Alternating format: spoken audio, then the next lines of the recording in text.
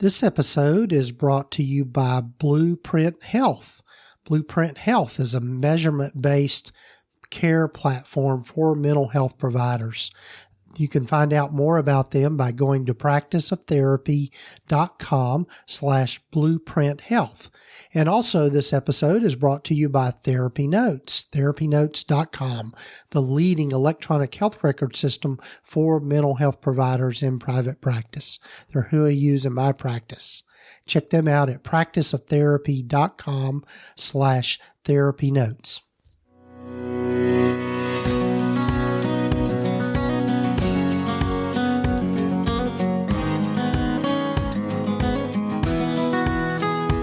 This is the Practice of Therapy podcast with Gordon Brewer, helping you to navigate your private practice journey.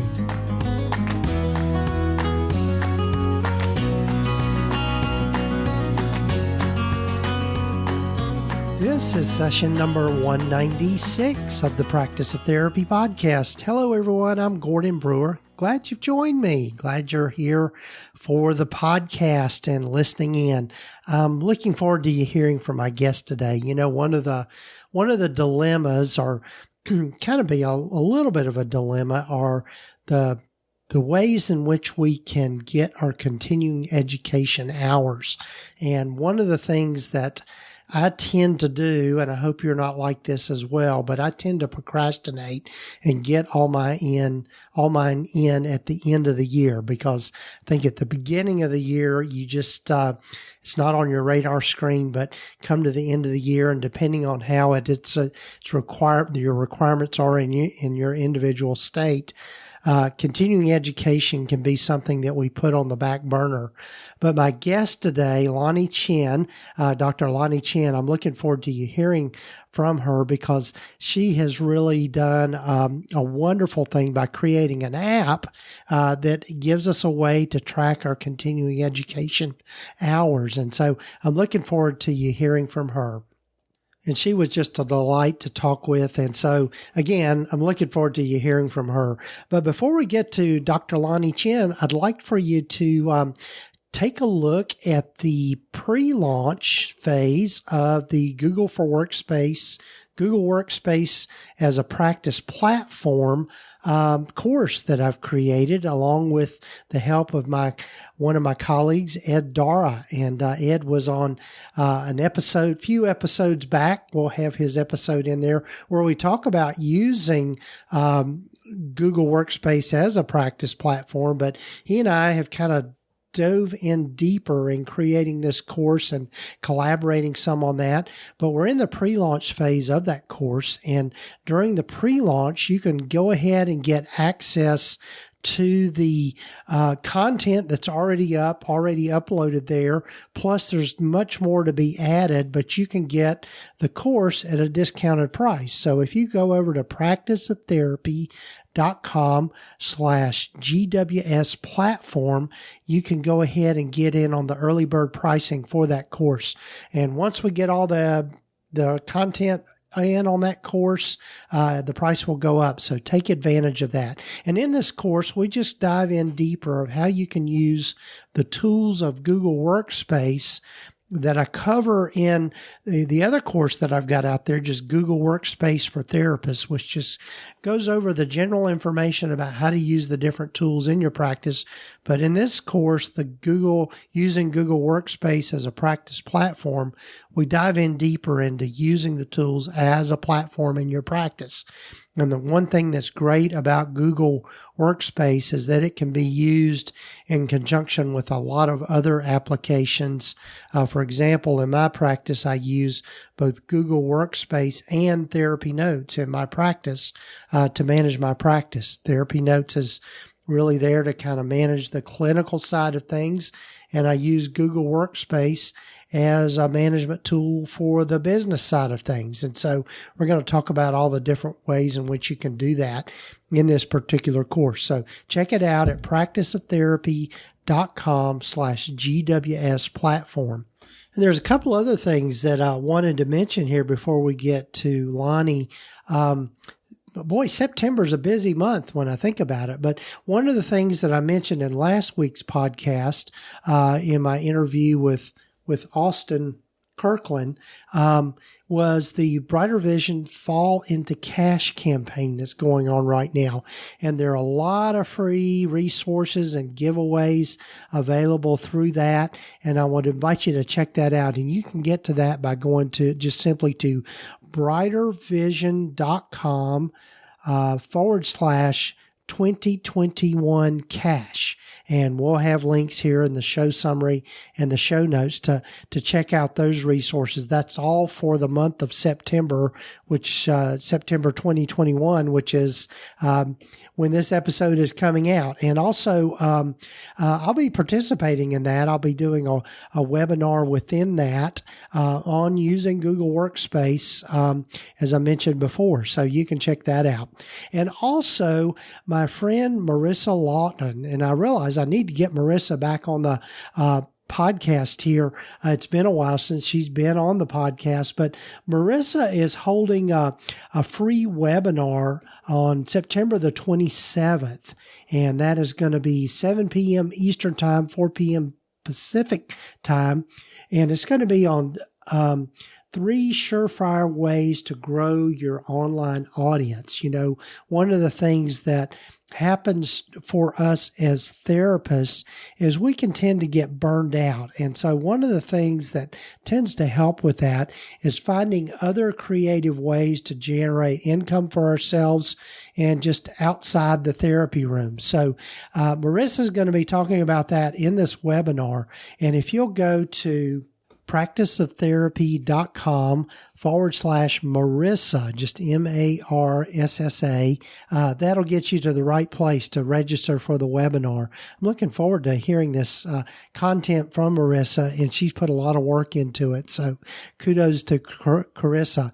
And then finally, before we get to Lonnie and our sponsors, I'd like to remind you about Killing It Camp. It's going to be virtual again this year just because of the rising COVID concerns, but you can find out more about that. I'm going to be participating in that as well, and you can find out more about that at going to practiceoftherapy.com KIC 2021. That's practiceoftherapy.com KIC 2021. So there we go. So that was a lot of announcements and just letting people know about all that's going on here in the month of September. So before we get to Lonnie, I'd like for you to hear from our sponsors, Blueprint Health and Therapy Notes. You know, one of the best ways to serve clients in your practice is through measurement-based outcomes. In fact, more and more third-party payers, aka insurance companies, are demanding measurable outcomes. And with more and more emphasis on good mental health, having a way to measure your outcomes just makes sense. I would like to introduce to you Blueprint, the all-in-one measurement-based care platform that helps behavioral health providers grow top-line practice revenue, increase clinician satisfaction, and deliver more effective care. Blueprint's intuitive platform administers, scores, and charts hundreds of symptom rating scales to give clinicians deeper insights into how clients are progressing. And you may be eligible to get higher reimbursement rates for each administered outcome measure. So be sure to check them out and get your first month free by going to practiceoftherapy.com /blueprint health. That's practiceoftherapy.com /blueprint health.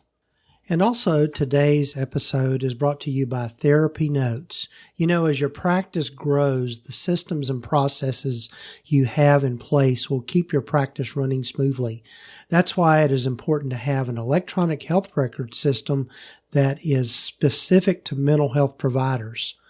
Therapy Notes is a complete practice management system with everything you need to manage patient records, schedule appointments, meet with patients remotely, create rich documentation, and bill insurance, all right at your fingertips. Their streamlined software is accessible wherever and whenever you need it. They are who I use in my practice. And I mentioned that they are one of the top electronic health record systems for mental health providers. Their support is second to none. So be sure to check them out at practiceoftherapy.com/therapy notes. And be sure to use the promo code Gordon, just GORDON, to get 2 months of free. And that's therapynotes.com.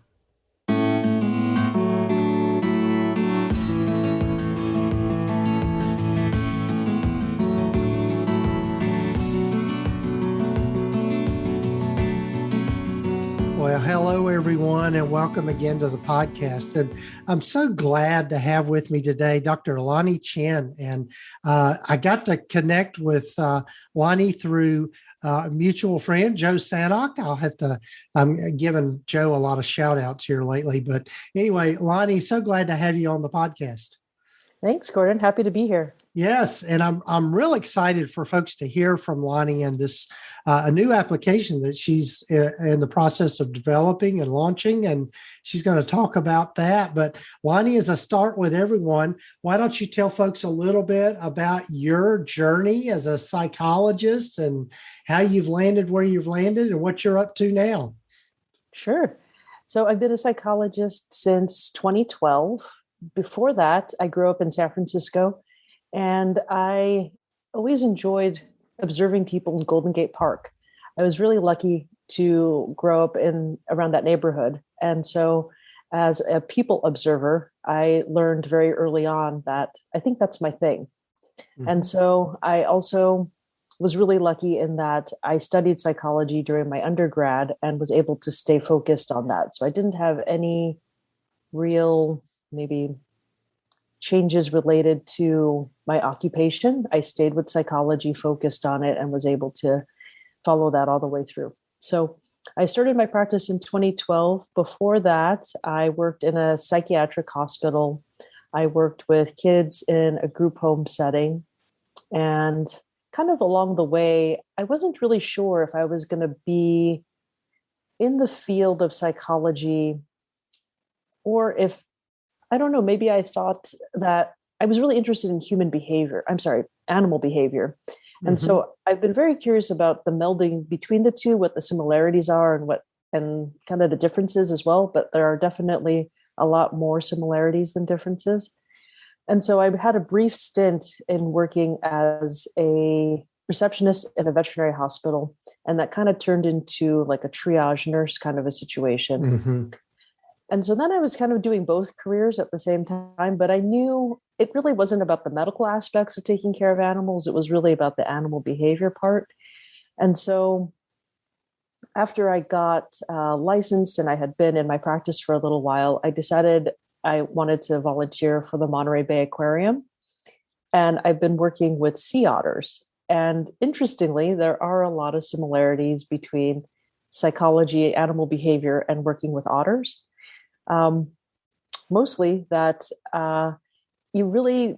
otters are very adaptive to boundary setting. Mm-hmm. And so if you are able to set boundaries, they respond. And so working with them weekly, I also bring some of that into my practice. And so it's just been a melding of a lot of different life experiences, but at the core, very curious about human behavior and wanting to observe human behavior and just being really into that.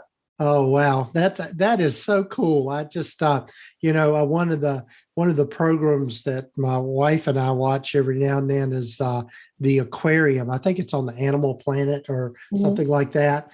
And I just remember some of the things going on behind the scenes where they're training the otters and teaching them how to really mainly so they can give them medical care and that sort of thing. So that is so cool. I don't think I've ever met anybody that's connected with otters like that. So that's really cool.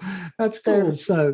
They're food motivated. And so that really helps. Yeah. So that is like humans. Exactly. Yeah.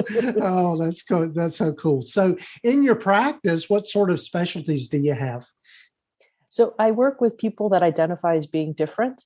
So whether they are cultural minorities or people in the LGBTQ community, Mm-hmm. those are mostly the people that I work with. I work with individuals and couples and really anyone that identifies as being different. So whether they're part of either of those groups or they have just a mental health diagnosis, but people mostly that feel like they're on the outside.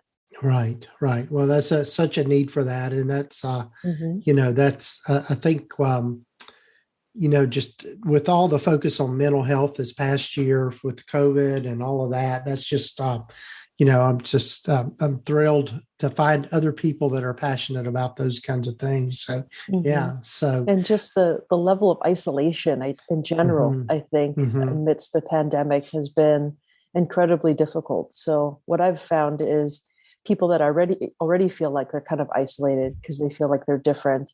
On top of the isolation from the pandemic, it's been just kind of a double whammy for a lot right. of my clients. Right, right. Yeah, that's great. That's great. So I know one of the things that we wanted to talk about is this venture you've taken on, or this project you've taken on of creating a new app. And so I Yeah, want you to tell folks about that. And I've, sure. you know, I was when I kind of read up on what you've been working on in the CE Hub. One of the things that I was always reminded of is when it comes time for me to renew my license and having to collect all of my CE certificates. And you've kind of found a solution to all of that. All of Hmm. that. Yeah, yeah, you certainly aren't alone. That's the beginning of CE Hub. Yeah. So I will tell you my story regarding just the beginnings of the app. Back in 2018, I had bought a house in LA with my partner, and we had been in LA for maybe 15 years. Um, and at that time, we were meeting for coffee. We were super excited about having the house. So we just decided to meet for coffee one day. We were just hanging out, and I said, okay, I have to go. I'm going to go home. And when I got up to the house, I noticed that the door was kind of open. Hmm. And I thought that was really weird. And so I opened the door fully. And since we had just gotten there, I mean, there were boxes everywhere already, but this was definitely a house that had been like ransacked.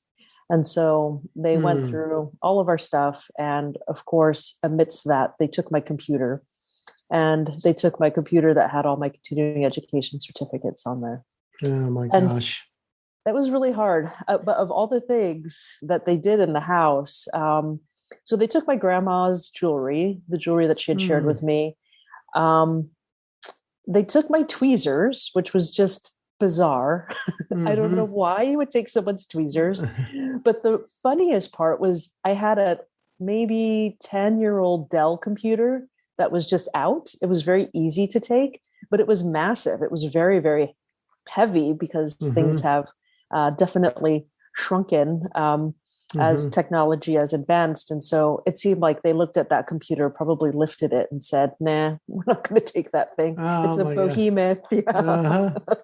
Oh So, man. yeah, they took my nice computer. It had all the certificates. And I said, oh my gosh, I have no idea. I like to diversify my learning. And so I take courses that are offered through lots of different companies on all sorts of different topics. And so I said, I have no idea where I took them. I don't know when I took them.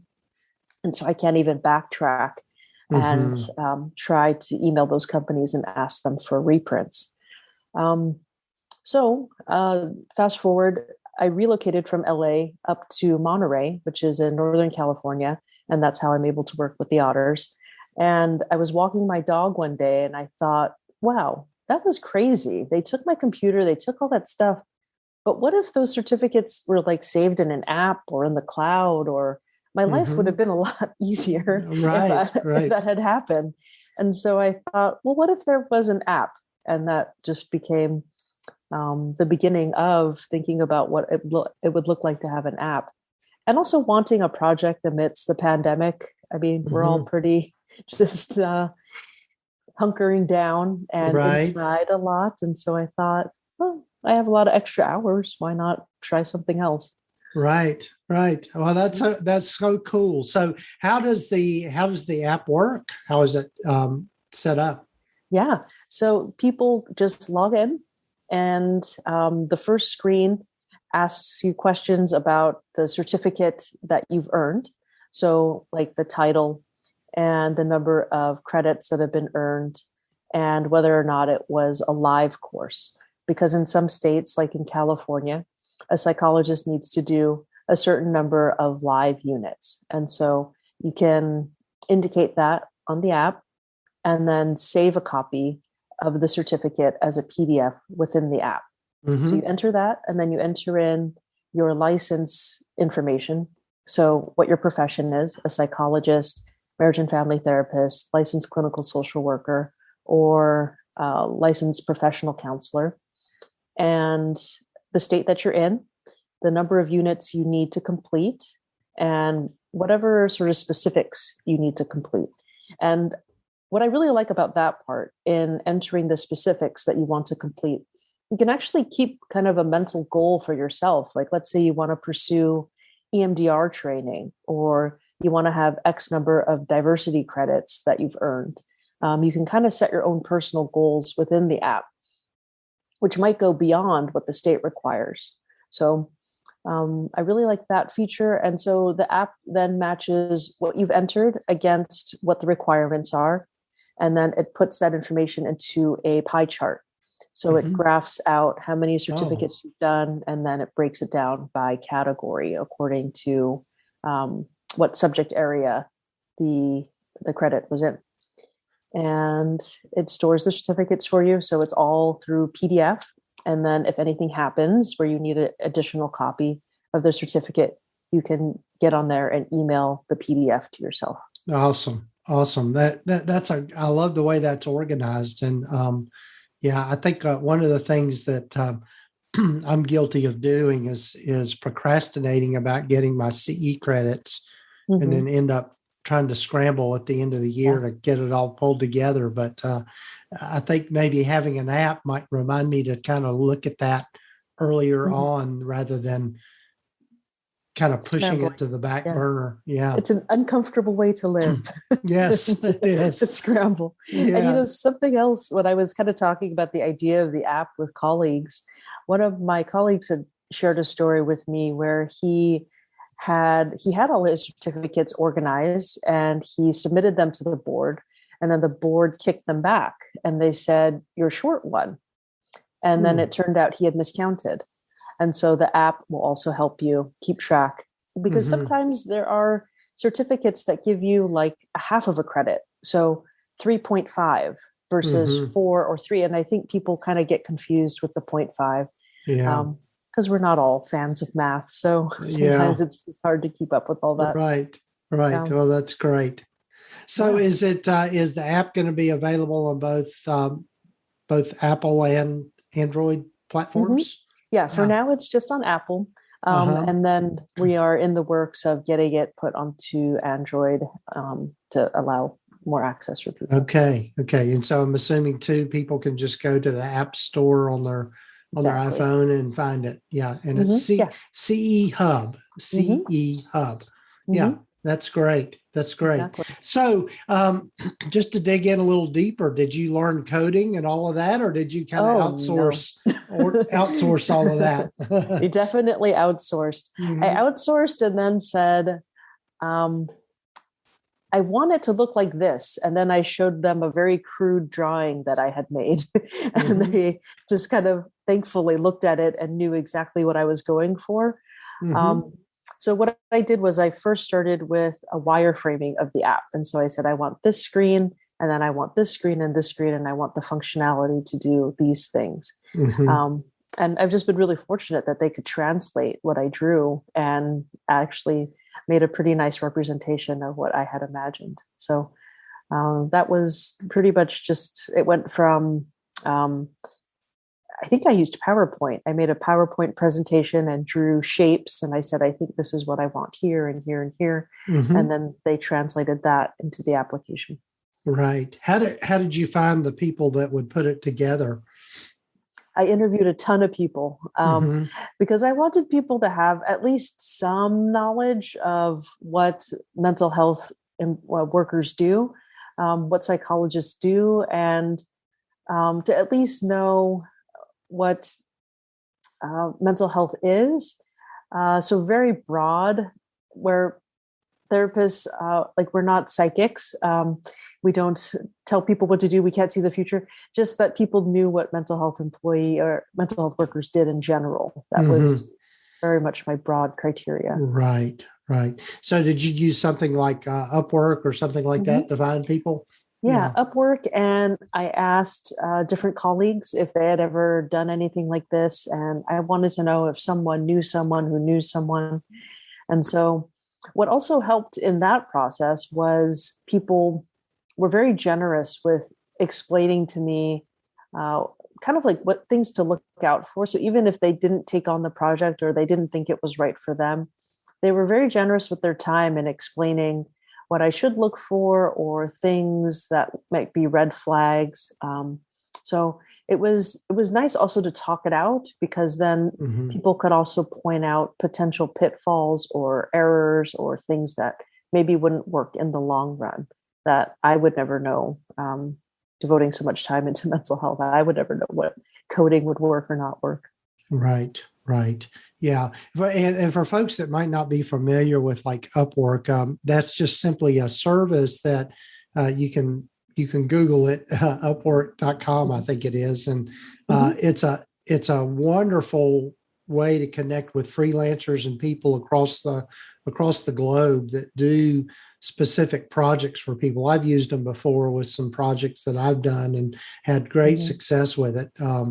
And so I love that. So yeah, Yeah. the other thing too that I think is worth maybe pointing out, just from the maybe I guess getting your thoughts on this, Lonnie, Mhm. is the value of diversifying your income and what you do. You want to Yeah. say something about that? Sure. So when I started my practice, I knew that I didn't want to, I guess, have a very traditional 40-hour work week. And so I knew that my sweet spot in terms of number of clients would be maybe 20 to 25. And I could do really good work and be very present for my clients. And I knew that being in private practice would also be a pretty isolating experience. And so previously, I had also had some anxiety around public speaking. And so I Hmm. really wanted to push myself. And I took up teaching and I started teaching part time. And so if I couldn't get enough clients, or let's say some people had dropped out, I knew I could rely on teaching. And so I didn't want to have all my eggs in one basket. And I also like just being able to do a variety of things during my work week. And so I definitely knew I wouldn't be the type of therapist to just have 40 clients a week and spending my time doing something like that. Right. Um, I didn't think doing an online course was really part of my personality, even though I do teach. I didn't know if I wanted to do an online course. That didn't really seem to match or resonate with who I am. Hmm. And so when I started to think about the app, yeah, diversifying my income was definitely a big part of that. And really thinking about things that just don't exist, and things where I thought, wow, that would have been really great. And I could see the utility of it. And when I talked to my peers, they were really excited about the thought of something that would take care of their continuing education stuff for them as well. So getting a lot of positive feedback, I knew I was on to something. Right. And it's always a good thing to diversify income, because you just don't know what might happen. Right. And sometimes you get really overwhelmed being strictly in private practice and seeing people day after day. And amidst the pandemic, we don't leave our homes, and so it's been challenging for me to just see clients in my home every day and to not maybe interact with people in another way in a different context. Right, right. And I know one of the things I think we were talking about before we started recording is just recognizing uh, skill sets that you maybe are unaware of having. Do you want to say some Mhm. more about that? Sure. Yeah, Yeah. I I really enjoy challenging myself. I really enjoy being in situations where I think, what the heck am I going to do? Like the first day I walked into the aquarium and I'm looking at this otter, and I work with the wild otters. And so they're the otters that wash up onto shore because they're either injured or they've been abandoned by their mom, or sometimes they just get separated from it's called a raft, a group of otters. And so these are the very vulnerable otters that we take in. And the point is always to get them back up to a level of health where they can return back to the ocean. Mm-hmm. And so they're wild. So we don't treat them like puppies. So we have to keep that level of distance. And so the most important thing is don't get bit. And so you have to be really careful, because some of the otters that come in that are really, really little, we actually take care of them in terms of grooming and bottle feeding, but they're still wild. And we also can't kind of like gaze at them lovingly and start that attachment process. So we have to really treat ourselves. It always reminds me of those wire monkey studies where it was like, you kind of have to be a little cold, and that's hard. And so using that skill set of knowing what's best for the animal, and keeping myself in a position where I don't get too bonded. I don't allow them to get too bonded. I have to really be conscientious of my boundaries and my attachment. And that was something that I didn't know was going to be so relevant in working with wild animals. The boundary setting and just trying to be really conscientious of that, which actually reminds me of my previous work in working with kids that were part of the foster care system in the residential group home setting. I had to be very conscientious about my boundaries and encouraging them to also have really good boundaries, because most of the clients didn't really understand boundaries. So when we worked with them, we had to model what good boundaries would look like. So there's some of that skill that I never thought I would use again, because from that experience, I knew I didn't want to work with kids. And so I thought I would only work with adults. But I also never imagined working with otters. So life kind of surprises you with things and you just go with it. Yeah. It's the other thing, as you were speaking about all of that, I had also worked in foster care back many years ago when I was working for a nonprofit agency. And, one of the things that I remember learning in that experience is that there's so much that we do know that we kind of take for granted.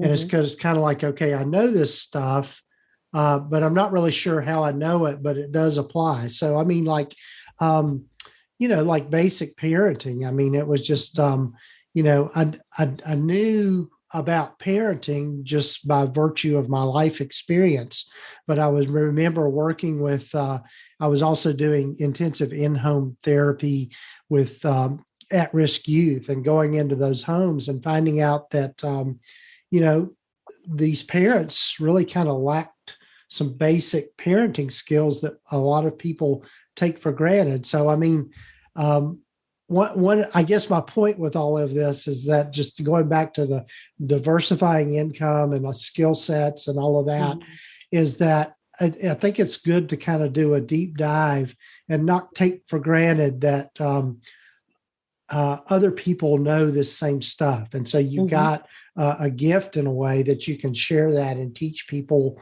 these skills and these things. So, and you're fortunate enough to teach it to otters. Yeah.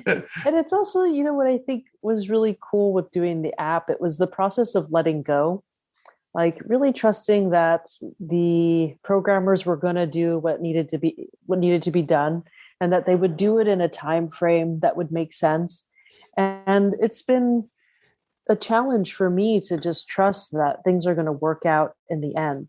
And similarly, with the different endeavors that I take on, I have to just not try to control every aspect of it.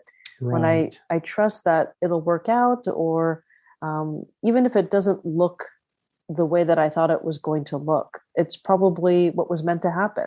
And like buying a house in LA, moving in and then leaving and just trusting, well, this is maybe an indication that I am ready for another chapter in my life. And Right.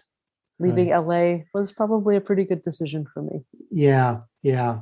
Yeah. That's so true. Just the letting go and being able to trust, folks with stuff. And I know that that's a life lesson that I'm learning currently. I've not to get too far off on a tangent, but recently I've had to get my wife into a rehabilitation center for some of the disabilities that she has and the struggles that she's having with. Long story short, she's a breast cancer survivor and just a lot of health issues and stuff.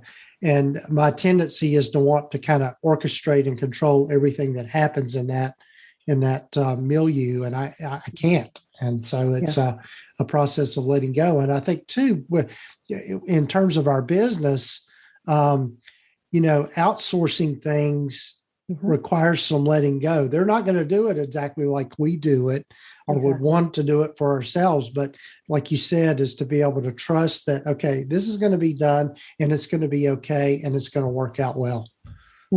Yeah, I love that. I love that. So didn't mean to get so philosophical here, but this is great. I love this, Lonnie. So I want to be respectful of your time, and I'm so glad we've got to have these meaningful conversations. But tell folks more about how they can get in touch with you and where they can find you and all that kind of stuff.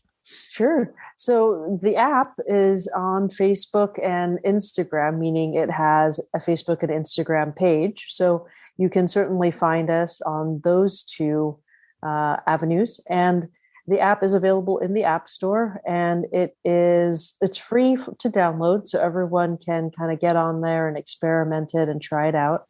After that, after the trial is over, it's going to be $5 a month, or if you want to do a year subscription, it's $49, or a 2-year subscription is $69.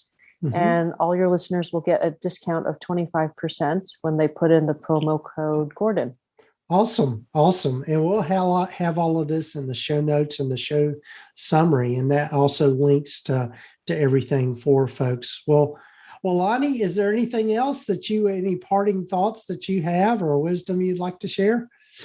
I just want to say continuing education can be fun. And I'm hoping that the app will make it more interesting for people to engage with their continuing education. And there are lots of other features that are coming along the pipeline. So stay tuned.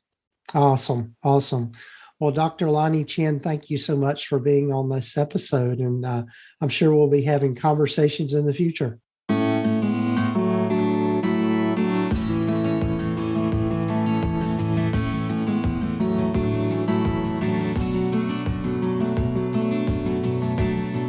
One of the things I love about doing the podcast with folks like Lonnie is the fact that we get off onto these kind of side conversations and go in new places. I just loved hearing her stories about the otters and how it relates to what we do now in our practices. And I think the take home for me from Lonnie is that we do have, as therapists, a huge skill set that translates in so many ways. And so our knowledge of psychology, our knowledge of people and all of that can help us serve people in other ways and also bring us the benefit of diversifying our income. So thanks again to Dr. Lonnie Chen for sharing all of this with us. And be sure and check out her stuff. Again, you'll find the links here in the show notes and the show summary to get in touch with her and the work that she's doing, and also the app that she's developed on being able to track your CE courses, the CE app. So be sure and check that out.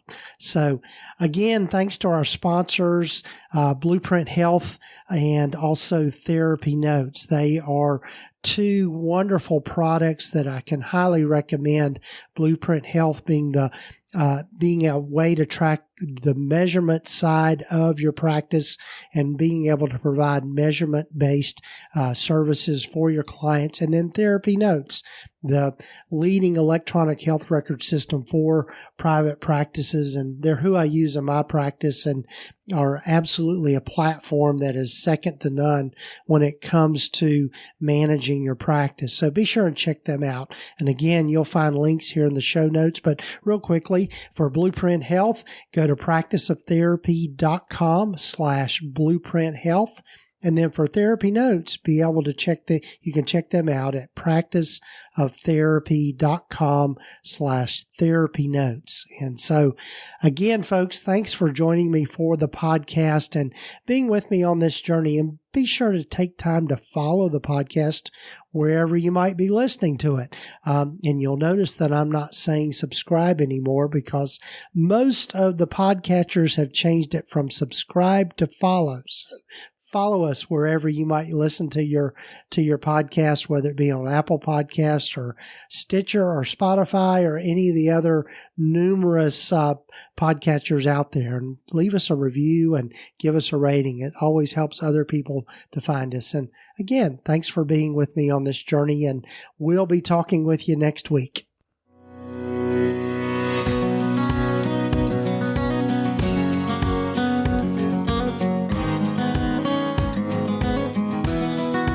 Been listening to the Practice of Therapy podcast with Gordon Brewer. Please visit us at practiceoftherapy.com for more information, resources, and tools to help you in starting, building, and growing your private practice. And if you haven't done so already, please sign up to receive the free private practice startup guide at practiceoftherapy.com. The information in this podcast is intended to be accurate and authoritative concerning the subject matter covered. It is given with the understanding that neither the hosts, guests, or producers are rendering legal, accounting, or clinical advice. If you need a professional, you should find the right person for that.